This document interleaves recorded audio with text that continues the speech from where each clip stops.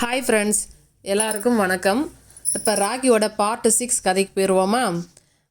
ராக்கி குட்டிங்கிறாங்க பார்த்தீங்களா, 3 பேரும். நம்ம ஜாரா, கொக்கோ, மேக்ஸு 3 பேரும் வந்து பிறந்ததுமே புக் ஆகிட்டாங்க. என் வீட்டுக்காரோட ஃப்ரெண்ட்ஸுங்க வந்து எனக்கு ஒரு குட்டி கொடு, எனக்கு ஒரு குட்டி கொடுன்னு சொல்லிட்டு 3 குட்டியுமே புக் பண்ணி வச்சுருந்தாங்க.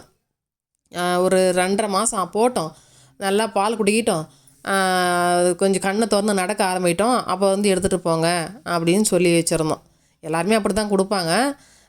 சரி, ஓகே சொல்லிட்டாங்க. அந்த 2.5 மாதத்துக்குள்ளே 3 குட்டிங்களுக்கும் ஹெல்த் இஷ்யூ வந்துச்சுன்னு சொன்னேன் பார்த்தீங்களா? இந்த புழுவாக வாந்தி பண்ணுறாங்க, மோஷன் போகிறாங்கன்னு சொல்லிட்டு கொண்டு போய் அது ஹாஸ்பிட்டலில் கொண்டு போய் காப்பாற்றி கொண்டு வந்து நல்லபடியாக கொண்டு வந்து தடுப்பூசிலாம் போட்டு கொண்டு வந்து வச்சுருந்தோம். அப்போல்லாம் நல்லா ஆக்டிவாக நடக்க ஆரம்பிச்சிட்டாங்க. ஃபுட்டும் நம்ம கொடுக்குற ஃபுட்டு, பால் சாதம், தயிர் சாதம் அது மாதிரிலாம் சாப்பிட ஆரம்பிச்சிட்டாங்க. சரி, ஓகே, சாப்பிட ஆரம்பிச்சிட்டாங்கன்னு சொல்லிட்டு வந்து கொண்டு போங்க அப்படின்னு சொல்லி ஃபோன் பண்ணி சொன்னால் எல்லோரும் பேக் வாங்கிட்டாங்க. ஒருத்தர் என்னடானா என் ஒய்ஃப் வேணான்னு சொல்லிட்டாங்க அப்படின்றாரு. இன்னொருத்தர் என்னன்னு சொன்னார்னா, நாங்கள் காலையில் போனால் சாயந்தரம் தான் வீட்டுக்கே வருவோம், அன்றைக்கி ஃபுல் டே வந்து குழந்தைய குட்டியை பார்த்துக்க வீட்டில் ஆள் இல்லை, அதனால் எனக்கு வேண்டாம் அப்படின்னு அவங்க சொல்லிட்டாங்க. இன்னொருத்தங்க எதனாலன்னு தெரில, அவங்களுமே வேண்டான்னு சொல்லிட்டாங்க. எங்களுக்கு என்ன பண்ணுறதுனே தெரியல. ஏற்கனவே நம்ம குட்டியை வந்து நேரடியாக நம்ம ஸ்ட்ரீட்டில் பார்க்குறாங்கல்ல, அவங்கெல்லாம் கேட்டாங்க ஃபஸ்ட்லேருந்தே, குட்டி அழகாக இருக்குது, எனக்கு தரீங்களான்னு சொல்லி கேட்டிருந்தாங்க. அவங்களுக்கெல்லாம் கொடுக்காம இவங்க ஏற்கனவே புக் ஆகிடுச்சி, 3 பேருமே புக் ஆகிட்டாங்க அப்படின்னு சொல்லி அவங்களுக்கு இல்லைன்னு சொல்லிட்டோம் பாவம். அப்புறமா என்ன பண்ணுறது, நம்ம திருப்பி அவங்கள தேட வேண்டிய நிலைமையாக போச்சு. இந்த மாதிரி வந்து எடுத்துகிட்டு போகிறீங்களா அப்படின்னு சொல்லி கேட்டோம்.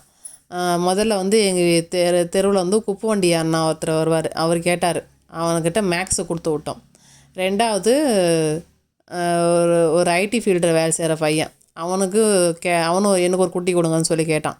ஜாராவை தூக்கி கொடுத்தோம். இல்லை எங்களுக்கு மேல் டாக் தான் வேணும், ஃபீமேல் டாக் வேண்டாம் அப்படின்னு சொல்லிட்டான். சரின்னு சொல்லிட்டு அவங்ககிட்ட கொடுத்து விட்டோம். அன்னைக்கு ஈவினிங் வந்து பாப்பா செம்ம அழுக, என்னை கேட்காம எப்படி குட்டி கொடுத்தீங்க அப்படின்னு சொல்லிட்டு. ஏன்னா அவன் மேலே ரொம்ப உயிராக இருந்தான். இவங்க 2 பேரும் ஜாரா மேக்ஸை விட கொக்கோ மட்டும் ஒரு தனித்துவமாக இருப்பான். கலர்லேயும் சரி, அவனோட ஆக்டிவிட்டீஸ்லேயும் சரி, பயங்கர சுட்டியாக ஆக்டிவிட்டியாக கூட வாய் பேசிக்கிட்டு, அவன் கலரே வாய் சுற்றி மூக்கு சுற்றி வெள்ளையாகவும் உடம்பு ஃபுல்லாக சாக்லேட் கலர்லேயும் இருப்பான். பாண்டா குட்டி மாதிரி இருப்பான். அதனால் அவன் மில்க் சாக்லேட்டும் டார்க் சாக்லேட்டும் கலந்துருந்தால் எப்படி இருக்கான், அந்த மாதிரி இருக்கான்னு சொல்லிட்டு கொக்கோன்னு பேர் வச்சோம். ஆனால் கொண்டு போனவங்க அவனுக்கு பேர் சிம்பான்னு மாற்றி பேர் வச்சு வளர்க்குறாங்க. கொண்டு போன மேக்ஸும் இங்கே இல்லை, இவன் கொக்கோவும் இங்கே இல்லை. மேக்ஸு ஆந்திரா பக்கம் போயிட்டானான், இவன் கொக்கோ வந்து கும்பகோணம் போயிட்டானான். ஏன்னு கேட்டதுக்கு கொஞ்சம் கண்ணில் காமிங்க, ஏன்னா நம்ம கொடுத்தா அவங்க எப்படி பார்த்துக்குறாங்க அப்படின்றது நமக்கு ஒரு ஆர்வம் இருக்கு இல்லையா? ஏதாவது ஃபோனில் எதனா ஃபோட்டோ பிடிச்சின்னு வந்து காமிங்க, அவன் எப்படி இருக்கிறான் அப்படின்னு சொல்லிட்டு ஒவ்வொரு முறையும் அவங்கள பார்க்கும் போதெல்லாம் கேட்போம். இவன் வந்து இல்லை, குட்டி இங்கே இல்லைன்னு அவன் ஆந்திரா, எங்கள் தங்கச்சி ப்ரெக்னெண்ட்டாக இருந்தாங்க, ஆசைப்பட்டு கேட்டாங்க, அதனால் அவங்க கொண்டு போயிட்டாங்க அப்படின்னு சொல்லிட்டு அவர் சொல்லிட்டார். இவங்க இந்த பையன் என்னன்னு கேட்டால், இல்லை எங்கள் அப்பா அம்மாக்கிட்ட வேணும்னு தான் நான் கொண்டு போனேன், அவங்க அப்பா அம்மாவுக்கு ரொம்ப பிடிச்சி போச்சு, அதனால் அவங்க கொண்டு போகிறேன்னு சொல்லிட்டாங்கன்னு சொல்லிட்டு அவன் கும்பகோணம் போயிட்டான்னாங்க. கொக்கோவையாவது அப்பப்போ கண்ணில் காமிச்சாங்க, மேக்ஸை கண்ணில் காட்டவே இல்லை, அவன் ஆந்திரா போயிட்டான் அப்படின்னு சொன்னாங்க. சரி, ஓகே, எங்கே இருந்தாலும் நல்லா இருக்கட்டும், நல்லா பார்க்கும் போதெல்லாம் கேட்டுப்பேன், எப்படி இருப்பாங்க எப்படி இருக்கிறாங்க மட்டும் கேட்டுப்பேன். அதுக்குள்ளே ஜாரா மட்டும் தனியாக இருந்தாலும் ஜாராவுக்கு பார்வோ வைரஸ் வந்துச்சு. அந்த குழந்தைக்கு உண்மை 1 வாரம் தனிமைப்படுத்தி காப்பாற்றுறன்ற பேரில் ஒரு டேப் அடியில் ஈரமான இடத்துல போட்டு வச்சுருப்பாங்க போலகுது. 1 வாரம் ரொம்ப கஷ்டப்பட்டு காப்பாற்றிருக்காங்க.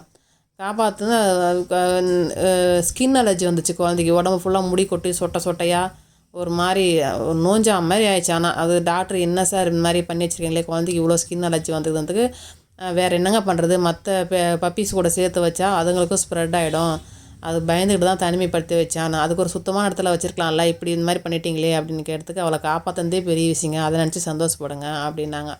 சரி, ஏதோ ஒன்று ராக்கியோட வாரிசுன்னு ஒன்று நம்ம கூட இருக்கட்டுமே அப்படின்னு சொல்லிட்டு எங்கள் கூட இருந்தா.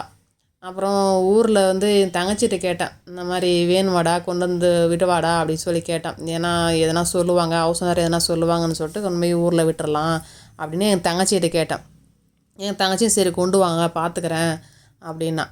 அங்கே கொண்டு போனால் எங்கள் கண்ணு முன்னாடி நாங்கள் அங்கேயே இருக்கிறோம், அவங்க வீட்டு கோழி, அவங்க வீட்டில் ஆடு மாடு கோழி எல்லாமே இருக்கும்.